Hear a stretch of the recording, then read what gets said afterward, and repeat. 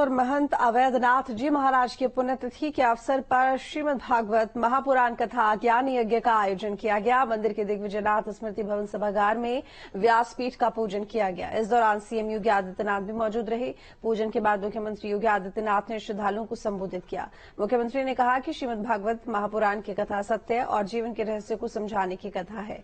उन्होंने कहा कि जीवन की दैनिक, पारिवारिक, सामाजिक और व्यवहारिक घटनाएं श्रीमद् भागवत कथा के इर्द गिर्द ही घूमती दिखाई देती हैं और इस दौरान भागवत महापुराण की शोभा यात्रा भी निकाली गई।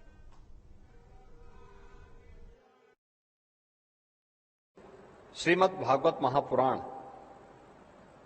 यह एक मोक्ष ग्रंथ है। मोक्ष का मतलब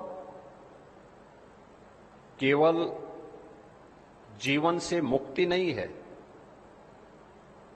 मोक्ष का मतलब व्यक्ति जिस भी क्षेत्र में कार्य कर रहा है उस क्षेत्र में पारंगत होने की कथा, जीवन के रहस्यों को समझने की कथा, जीवन में सफलता के मार्ग के चरम पर पहुंचने की कथा। श्रीमद् भागवत महापुराण एक माध्यम बन सकता है। महाराज सुखदेव जी ने परीक्षित को जो कथा सुनाई वह एक माध्यम है, लेकिन जीवन के रहस्यों का उद्घाटन करते हुए जीवन के उस चरम सत्य तक पहुंचने की कथा है श्रीमद् भागवत महापुराण की कथा। यह कथा हम सबके इर्द गिर्द घूमती हुई दिखाई देती है।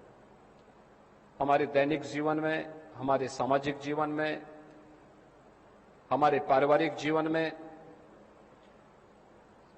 व्यावहारिक जीवन में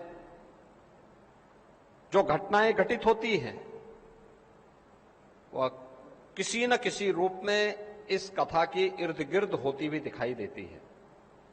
और इसीलिए भारत की परंपरा में अनेक प्रकार की कथाएं होती हैं, लेकिन श्रीमद् भागवत महापुराण की कथा